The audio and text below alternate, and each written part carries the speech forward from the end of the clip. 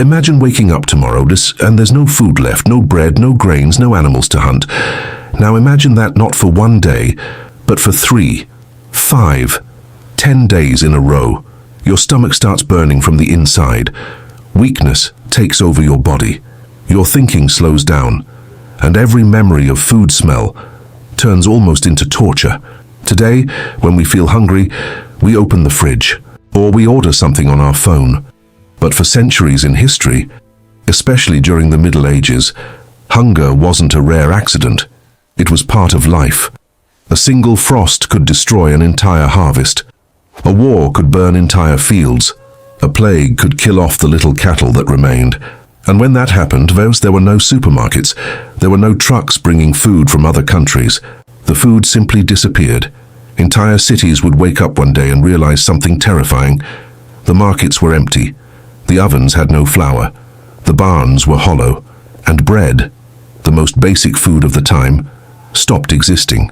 First came the worry. Then, the fear. Huge lines would start forming at the few bakeries still trying to produce anything. People fought over crumbs. Entire families would share a single piece of hard bread. And when even that ran out, silence took over the streets. People grew weaker every day. Children cried from hunger until they lost the strength to cry. But the most terrifying thing wasn't just the pain in the stomach. It was what hunger began to do to the human mind. People who used to be neighbors, friends, members of the same community, started looking at each other differently. Hunger didn't just destroy the body, it started destroying who people were. And when the food disappeared completely, something inside society began to break. Because after a few days without eating, a human being is capable of doing things they never imagined. And what happened next was something so disturbing that many historical records tried to hide it. But before we continue, if you like real stories from history that reveal the darkest side of humanity, leave your like and subscribe to the channel. Because in the next part, we're going to enter a moment when desperation grew so great that people started eating things no human being should ever consider as food. At first, people still believed the hunger would be temporary. Maybe the next harvest would fix everything. Maybe some merchant would arrive with grains. Maybe winter would end soon. But the days passed, and nothing changed. That's when the second phase of hunger began. The phase where anything that could be chewed became food. First, the larger animals disappeared. Oxen, pigs, goats. Then the chicken coops became empty. And when there were no more domestic animals left, people started looking for any creature still alive. Rats began disappearing from the streets. Dogs and cats, that used to live in homes, started vanishing mysteriously. Not because they ran away, but because they had become the last source of protein anyone could still find. And even that didn't last long. When the animals ran out, hunger began pushing people towards something even more desperate. Tree bark scraped and boiled in water, grass ground up to try to fool the stomach, old leather torn from shoes, belts and harnesses, cooked for hours until it was minimally chewable. Imagine that for a moment. People sitting around a pot, waiting for a piece of boiled leather as if it were a feast. In the markets, the situation became surreal. There were no real foods left, so vendors started offering anything that could still be swallowed. Soups made from old bones, strange mixtures of bitter roots, scraps that in normal times would simply be thrown away. And the children were always the first to suffer. Swollen bellies from malnutrition, bodies too weak to play, sunken eyes staring at adults who simply had nothing left to give. The entire city began to change. People spoke less, they walked more slowly, and every day more houses closed their doors. Because when hunger lasted too long, it didn't affect just the body, it started breaking the human mind. And in some places in history, hunger became so extreme that people began to lose something essential, their very reason. There's something about extreme hunger that few imagine. It doesn't just kill from weakness. Before that, it starts destroying the brain. After many days without enough food, the body enters absolute survival mode. The brain receives less energy, thoughts become confused, and basic emotions start slipping out of control. Some people became strangely calm, almost apathetic. Others became aggressive. Small arguments over a piece of food could turn into violent fights. Families that once lived united began desperately arguing over crumbs. Siblings fought each other. Neighbors stole food from one another.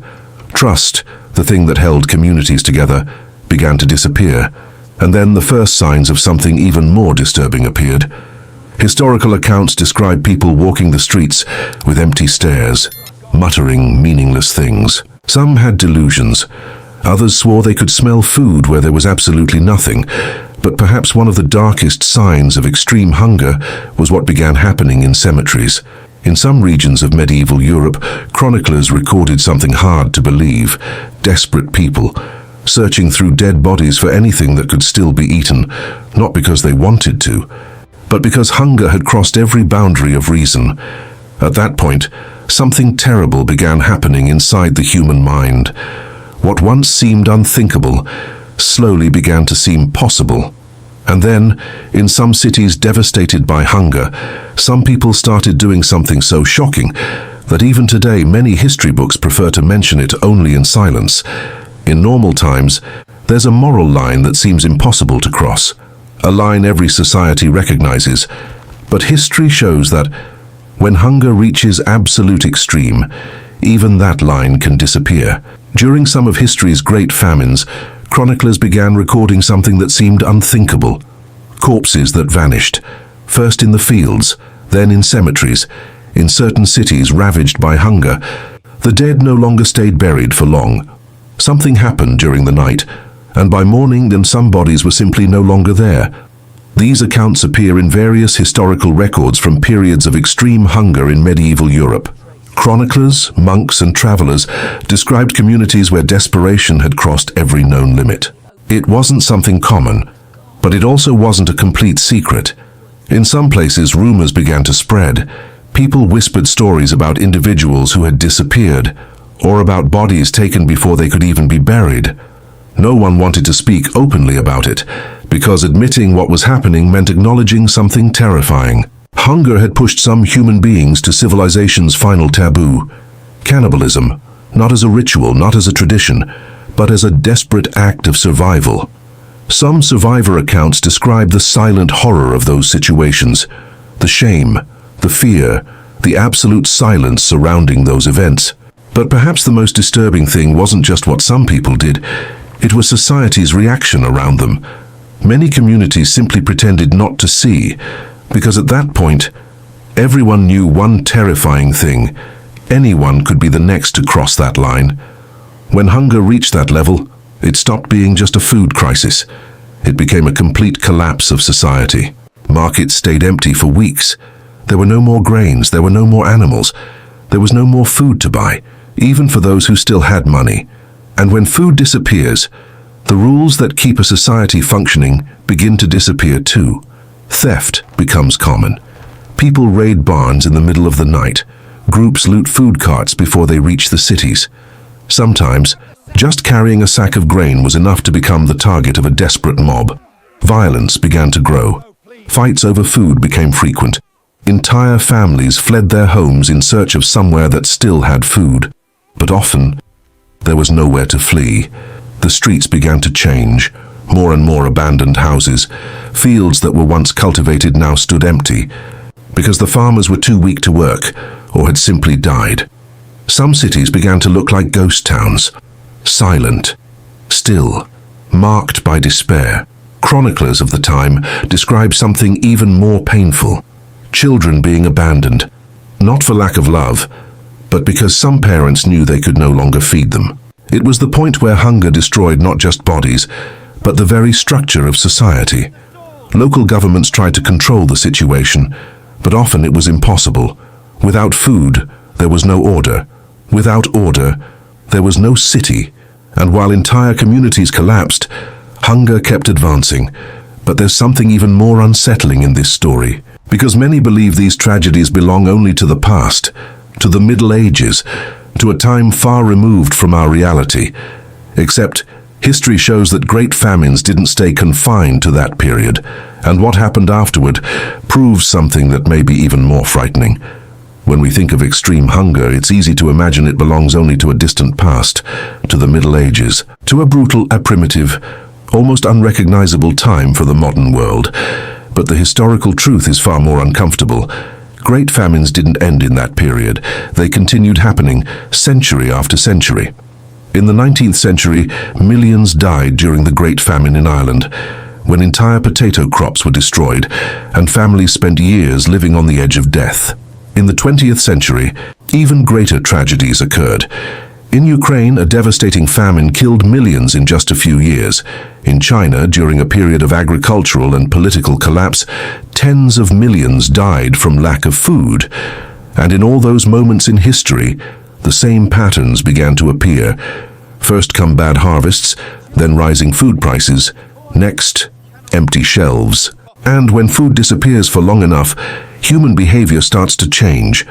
What once seemed impossible begins to become a survival option. Because the most uncomfortable truth about hunger is this: civilization functions.